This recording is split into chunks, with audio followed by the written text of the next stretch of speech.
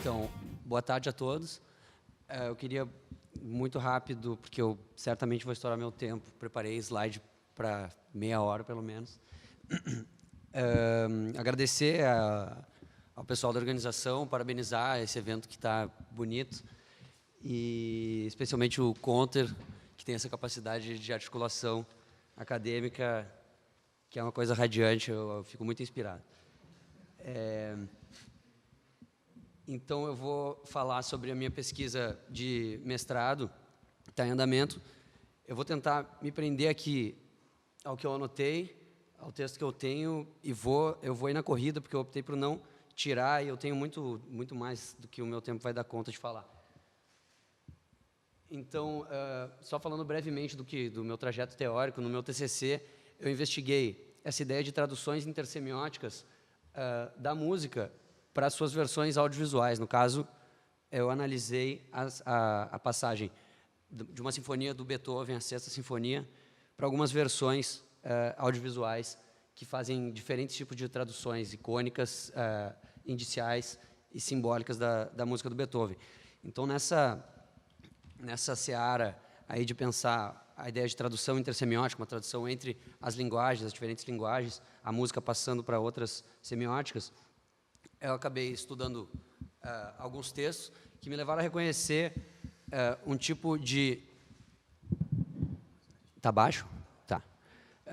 Me levaram a reconhecer um tipo de interdito, uma tendência de interdição de certos autores, de certos pensadores, relativamente à música. Quem me fez notar isso foi o Arlindo Machado, que fala da interdição, da possibilidade de se representar a música no audiovisual. Muito poucas tentativas foram levadas a cabo nesse sentido, e parece que isso está conectado a uma vasta tradição que pensa a música em um tipo de pureza. A música seria essa linguagem mais pura, mais imediata, que representaria de forma cristalina a vontade humana. Isso aqui são todos eles termos que aparecem em Nietzsche, que aparecem em Adorno, principalmente, e que remetem até Schopenhauer.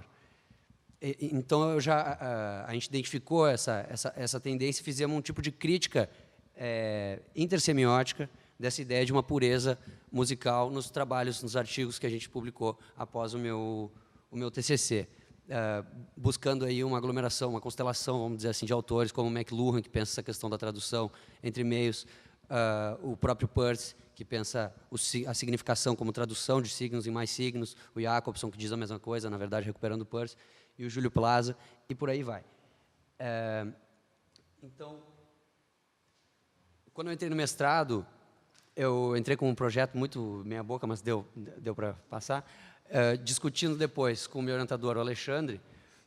Ele sugeriu que eu ficasse com essa temática, que eu centrasse minha atenção nessa temática, nesse conceito de intertextualidade da música, que já teria sido bastante explorado e tal, eu não sabia nada sobre isso. Acabei fazendo uma recuperação teórica da ideia de intertextualidade, que já foi usada para se falar de música, mas que remonta, evidentemente, às suas raízes na linguística, na literatura, em pensadores dessa área. Aí, então, nesse sentido, já tem uma tradução no meu trabalho, puxando esses caras a pensar a literatura e a linguagem majoritariamente oral, para pensar a música. Esses são os conceitos principais pelos quais eu passo na sessão teórica. Eu defendi agora há pouco a minha qualificação. Então, aqui, por falta de tempo, vou ter que ficar no slogan mesmo e na corrida. O Bakhtin, toda a literatura remonta ao Bakhtin, teria sido o fundador dessa linhagem, por assim dizer, do dialogismo, né? Ele pensa o dialogismo e identifica essa natureza dialógica do discurso. Ele vai dizer que um membro de um grupo falante nunca encontra previamente a palavra como uma palavra neutra, ou despovoada das vozes dos outros. Ele está mostrando que o próprio pensamento já encontra a palavra povoada. Existe o reconhecimento de um fundo perceptivo da atividade mental, em que a palavra vai à palavra. Claro que ele estava preocupado com questões de literatura, ele estava falando aqui da palavra propriamente verbal do Dostoiévski e dos outros caras que ele analisou. Esse é o Genetti, que fala em transtextualidade, é super literário o trabalho dele, analisa 1 milhão de obras por esse viés de uma transtextualidade, acaba para nós aumentando até onde vai, né, a amplitude do conceito de dialogismo, de intertextualidade. E aí chega ao fato mais importante assim, dessa revisão, que é a ideia de uma textualidade ligada a Kristeva e ao Barthes, amigos que eram, e que passa por entender, né, estudar a intertextualidade nesse viés, passa por entender a ideia de texto, de textualidade. Eles definem um texto por oposição à antiga ideia de obra. A obra seria aquilo que tem um significado original, unívoco e definitivo, e que está ligada à leitura semiótica tradicional do signo. Aqui é a crítica que eles estão fazendo ao estruturalismo, né? A tentativa de passagem deles para um pós-estruturalismo, fazendo essa crítica do signo, que seria um encerramento, um tipo de freio identitário, que impede o sentido de divagar. O Barthes vai propor, portanto, uma restituição constante do intertexto, que, ao restituir a intertextualidade que está no texto, a gente vai estar, conforme ele, paradoxalmente, abolindo toda a relação de herança ou de influência, porque a questão não está na origem, né? Está na destinação, está na leitura. O que não quer dizer que a gente aceita com isso uma acepção idealista da intertextualidade, como um fenômeno que depende da erudição de quem está lendo e vai identificar lá que essa passagem, como faz o Barthes, é de Balzac, não sei o que é. A questão aqui é entender a intertextualidade como um campo metodológico, em que as relações que aparecem de significação, os signos vão ser somente um rastro depositado por um movimento, porque o texto, por oposição à obra, teria esse caráter dinâmico de um movimento. Então, se trata aqui, claramente, de um tipo de dinamização da significação. O desenvolvimento teórico dos aspectos desse campo é o que eu faço nos meus capítulos teóricos da dissertação por meio da Kristeva, e que eu não vou absolutamente fazer aqui, porque não vai dar tempo. Eu vou falar somente dessas duas dimensões que ela distingue do genotexto e do fenotexto. O fenotexto seria aquele aspecto estruturado da comunicação, que vai ter lá um emissor, um receptor, um código e uma mensagem que a gente pode identificar por um processo de significação. O genotexto seria a outra faceta prévia, no processo de significação, à constituição desse fenotexto. O genotexto é aquilo que vai redistribuir essa codificação, que vai dinamizar também os aspectos de regularidade da língua, no caso desses caras que estão preocupados com a linguística, né? Mas para nós, então, seria a questão de ver um tipo de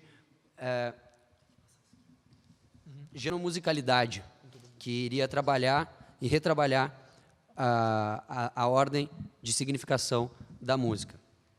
Compreendendo aqui aquilo que a Kristeva opôs à significação como uma significância, ou seja, aquilo que é da ordem ainda não do sentido, mas do pré-sentido. Pronto.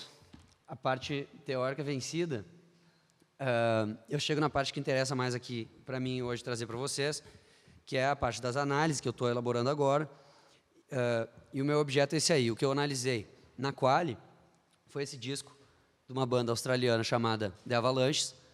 Eles lançam esse disco em 2000, se chama Since I Left You, e ele traz músicas totalmente compostas de samples, ou seja, de trechos de músicas de outras gravações já pré-existentes. Eles simplesmente pegam esses recortes e fazem um tipo de colagem musical e criam esse álbum que eu recomendo a todos. Então, aquela ideia que a gente vinha defendendo de uma música pura, de uma impureza, de uma música híbrida, que nunca é pura, está aqui dada de largada, né, de uma forma muito clara. Aqui eu trouxe só para mostrar que a própria capa do disco também é sampleada. E aí o que acontece? Eles passam... Esse disco vai ficar famoso, vai ganhar uma certa aura mítica, inclusive pelo fato de que, desde o ano posterior ao lançamento desse disco, eles começam a anunciar um disco futuro, uma sequência, né, um segundo disco. E todo ano eles diziam novamente que iam lançar e que estava quase tudo pronto e tal, nunca lançavam. todo mundo já tinha perdido a esperança e, casualmente, logo após eu ter começado a analisar aquele primeiro disco, eles efetivamente vêm 16 anos depois e lançam essa coisa chamada Wildflower, que é o novo disco dos caras.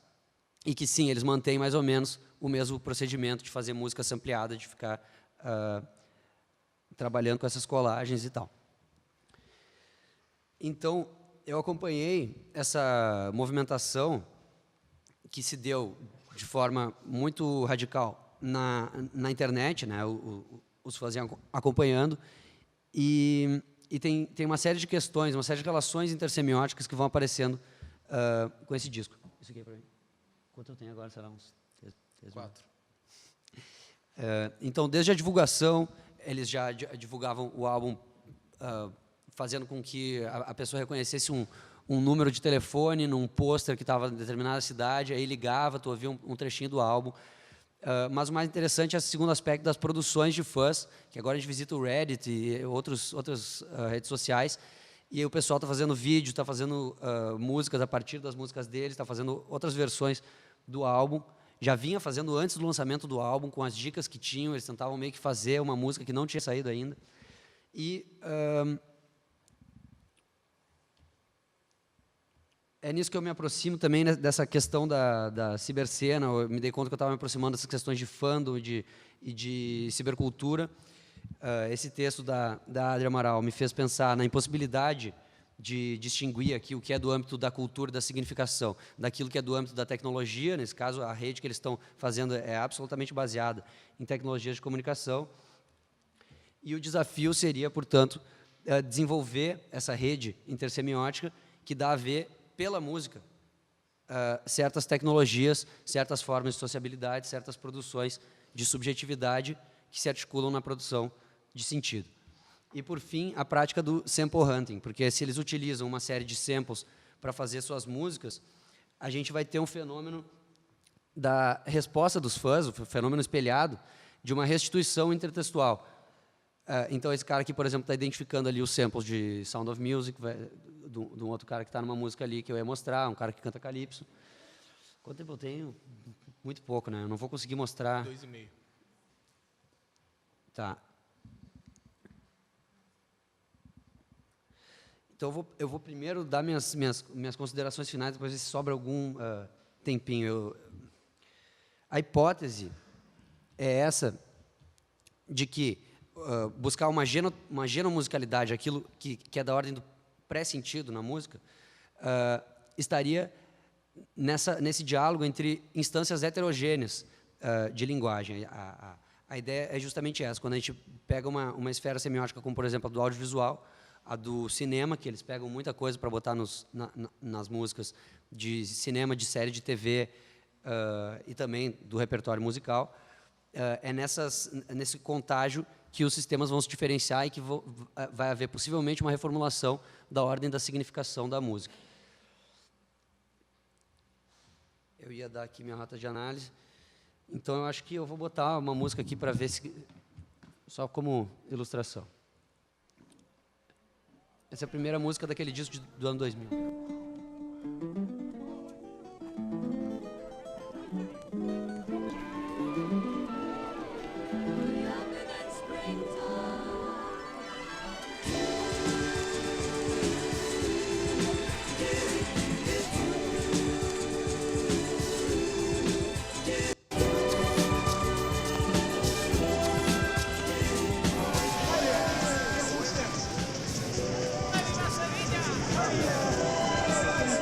Have a good time now. Welcome to paradise. Paradise. Paradise.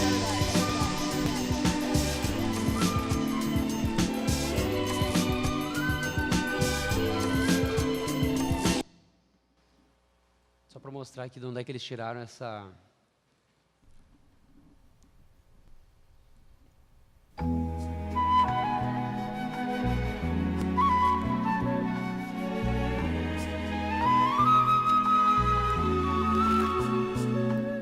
E aquele violão do começo da música. How